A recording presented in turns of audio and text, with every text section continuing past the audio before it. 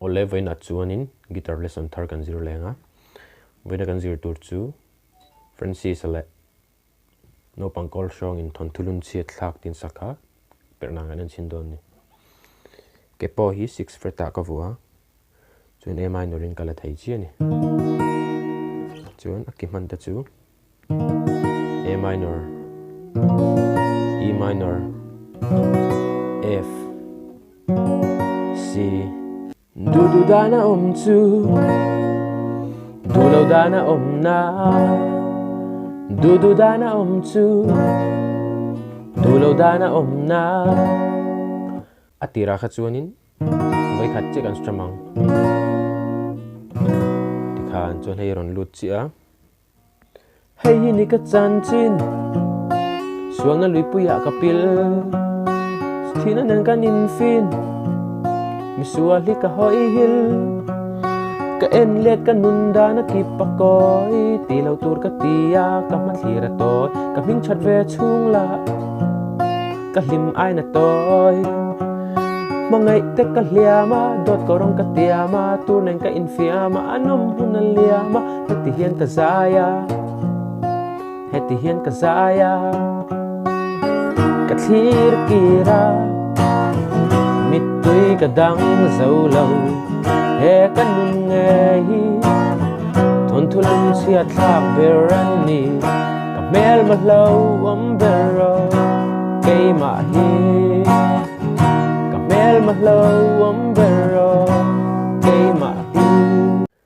hei ni ka chan chin kami apiking kaldan chu A minor 5th 4th 2nd 3rd E minor 6th 4th 2nd 3rd F F iti hian ka meta C meta kulung tang pani kha level khatin i down nang kha F10 yenga F10 a chuanin 4th 3rd 2nd 3rd C a chuan 5th 4th 2nd 3rd hei ni ka chan chin suan na lui puya ka pil hana quarter tarang A minor E minor F C ti hana quarter tarang rot feli part strum dan chu down down down down up down down down down up E minor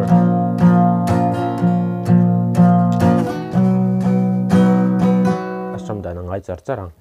down down down down up down down down down up down down down down up down down down down ka thlir kira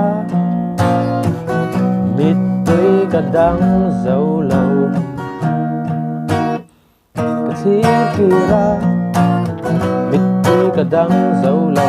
down down down down up down down down down up down down down down up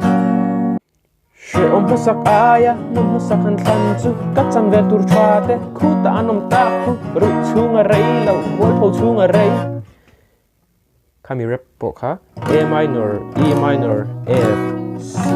kana chhuak ve kang chon strum dan po kha down down down down up down down down down up down down down down up down down down down up chon kami rep part kha zo huna du du dana chu du lo da na na du du da na chu du lo da na na de ti le khan ni mai ole khati song kha voina kan zir thei chu ni se ale pe ka le son thar nen kan in hule cheu don ni